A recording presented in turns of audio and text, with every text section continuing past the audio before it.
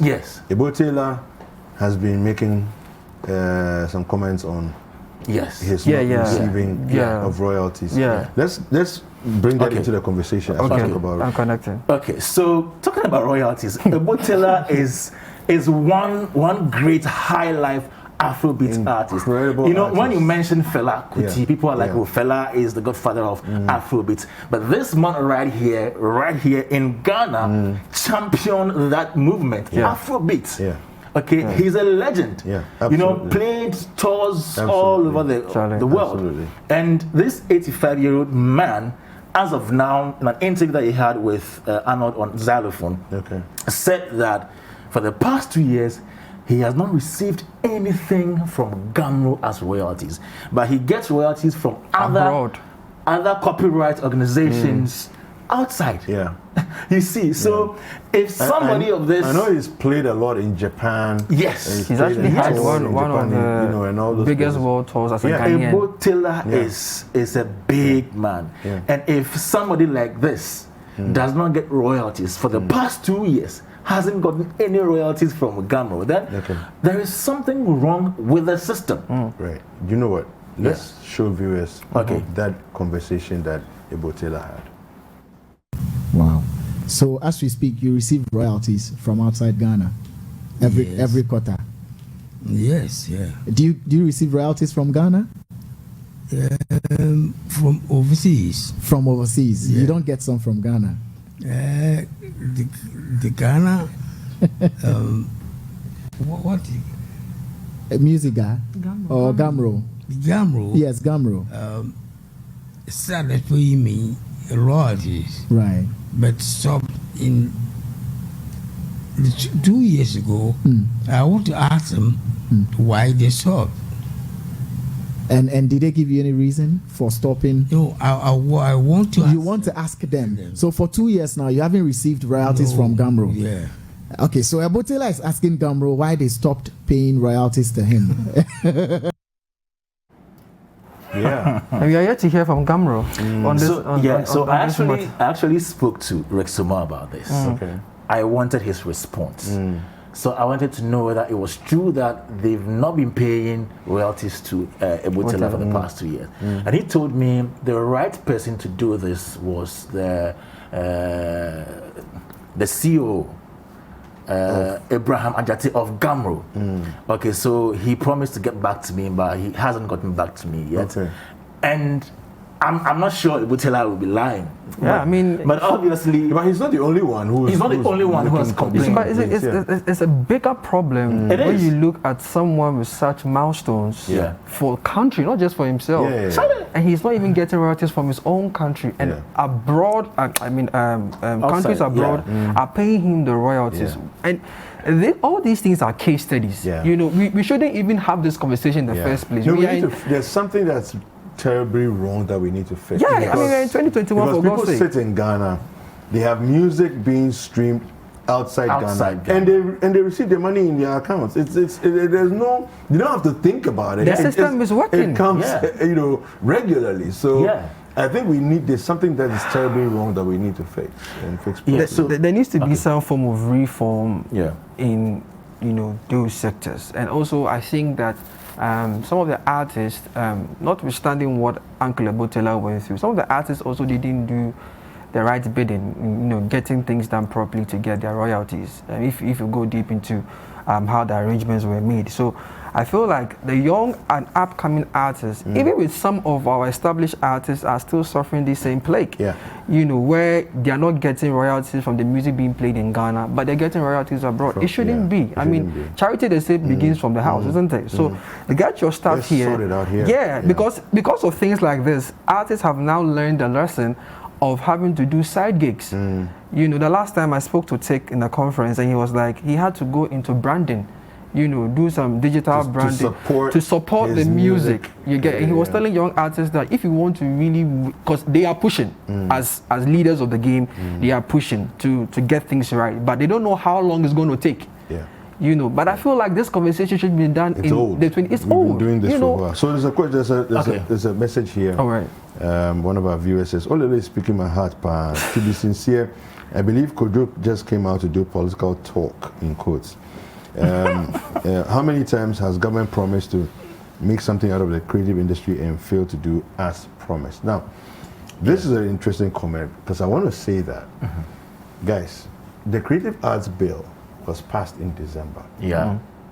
We're in January. Yeah. It's actually awaiting presidential assent. Exactly. So why, you see, that's my problem. Why is he waiting? No, that's the way it's done. Yeah, but how long is it going to take? But the president just came into office. Oh, okay, cool. You've forgotten we've had elections. You've forgotten that there's election petition in the Supreme Court right now. There are processes. Listen, I understand there are processes. You see, not to catch you. Grass doesn't grow in a day. Not to catch you. So you realize the problem. Cut them some you realize the problem even from the political campaigns. When you take a look at the manifestos of both parties, it was just lip service.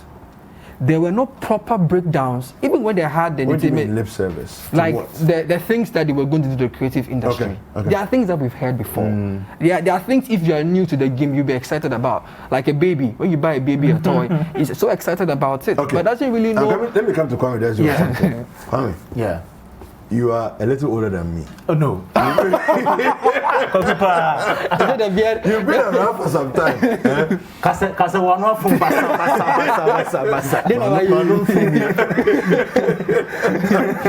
Now, would you say that you, over the years, we've made some advancements? Because you see, sometimes you can come up in a period and say, oh, this last 3 years, we haven't seen any change. But if you go back 20 years and you compare it to today, that's when you may see that, oh, okay, there's been some decent progress. Did you get what I'm saying? Yeah. What is your experience? What would you say? I'm not too old. I'm not older than you. I've not been in this game for a long time. But since I started this work as an intimate journalist in showbiz 11 years ago, I've been following the trend. At least we've made progress as in government policies, one. Even the fact that now we have a ministry that caters for our needs, as in Ministry of Tourism, Art and Culture. Previously, we didn't have that. That is one positive move. Then, even the copyright system. Formerly, it was COSGA, which was taking care of all the arts, literary arts, audiovisuals and everything. Now we have sectors for all that. GAMRU for music, we have COSGA for, we have ASOG for audiovisual, we have Copy Ghana for literary works. For literary work, So at least we're making some progress. And way back, most of these artists or musicians will not get anything at all. But now at least we know every quarter something small, maybe 200 Ghana, 300 Ghana. It's not enough. Something will come. It's not a lot. It's probably not even commensurate to what they're doing. Good. But it's better than the zero. Yes, but the better, no, we want more. We want more, okay. You know, but the thing is that, let me tell you this. Says 200 CDs. Oh, yes, 200 CDs. The problem is that, why isn't GAMRU maybe as functional as PRS? It is because their revenue streams are not really trickling in. Like I mentioned earlier on, radio, TV, they are not paying. And it's about time, just as Kojo Ponkroma said, we found innovative ways of taking these royalties or monies from people. Maybe is it not about time we went to the telcos to maybe let them pay some money on the music they use? I know they do that. Or maybe when you buy your phone gadgets, there should be some tax on it for the creative arts or for royalties, because initially they have something like blank levy. The blank levy is you don't get it. The blank levy actually was the money they put on the blank CDs, and they picked that as another source of income for GAMRU. Now, CDs are more or less filling out of the system. Yes. Yeah. They're doing streams. So the blank levy isn't coming that much. They're out of They're out. They're out of the system. So people are not getting. So the GAMRU isn't getting much money from blank levies now. So they are now relying on small radio a few radio, TV stations, we will pay. So anytime I go for their meetings, then they give me a thumbs up, I'm happy. But some radio, TV stations are not paying. Some pubs, hotels, they are not really paying. And I think it's about time maybe we educated the people to also know that, you are using somebody's intellectual property. No, it's not education. No. Is what it is. Enforcement. Enforcement. Yes. I think it's enforcement. Education is part though, but enforcement, and I also think that Gamo lacks the system to actually rule out equitable distribution. Okay. So that if Shatawale is getting 200 a month, he's vibrant now. He's a big artist now. How much are we paying Pa Bubu? How much are we paying Ebo Taylor? Yeah. They don't have all those metrics. It's not scientific. I think it's important. They use some arbitrary measures to we say, and they admit they need some system, but it is money. According to them, they need some money to let some people come from a hand. They are charging so much money to put a system for them. I completely disagree. Money. You need to put your mind to they need money. Coco, I don't know if I'm allowed to play devil's advocate, but for me, and I like the fact that Kwame gives a better contrast of what it was like before, and for those of us who are perspective is always important. It's very brilliant. Yeah. We had a year of return 2 years ago. Yeah. We made a lot of money out of the same tourism, arts, and culture. Okay. The question is, the money that we made from that tourism, arts, and culture, how do we push the money back into the system? 2020 indeed was a difficult year, and it was a year where creatives had to be more creative to make revenue. So now they were dependent on streams, right? Where you have to stream the artist's music because he's not playing shows, right? So now he's not, because Ghana, even as a gospel artist, before you can get money, it's not your song that's being played on radio. You have to go and play at churches, and they were banned on public gatherings. So you now have to depend on streams. Now, this is the issue. Ghana as a country is suffering the plague of high data expenses. The average Ghanaian cannot stream your music. So there are cases where, and I know disrespect Shatawale fans, but most of the Shatawale fans I know personally, they don't stream his music. Why not? They download it from maybe Ghana Motion. It is not true. Okay. They don't stream that. I mean, we stream. You get what I'm saying? So data is expensive. So how is government going to sit down and say, okay, right, what can we do? Maybe we call the telcos into a meeting. All right, when you get a smartphone, we give you free data to stream.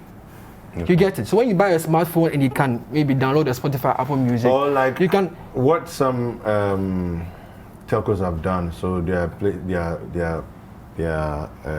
apps like Facebook, for example, if you it's free, like Airtel, like this, it's free. So maybe they can also then say, do it for the streaming. There's some platforms, there's some streaming platforms. Yes. If you're streaming there, there's no. This one is not the creatives who have to go and sit down and do the meeting. We need somebody in the room who will go ahead of us and do it for us. Okay, so let's let me just quickly read this message, but we're not going to comment on it. All right. Ebo Taylor is not the only artist complaining about this particular issue. Let's be serious. The creative industry contributes a lot to our economy. Thank you very much. Ghana, we have to be better and fairer to our youth. It's very important. Right. But yeah, we did mention that he's not the only one. Yeah. No, he is. So let's talk about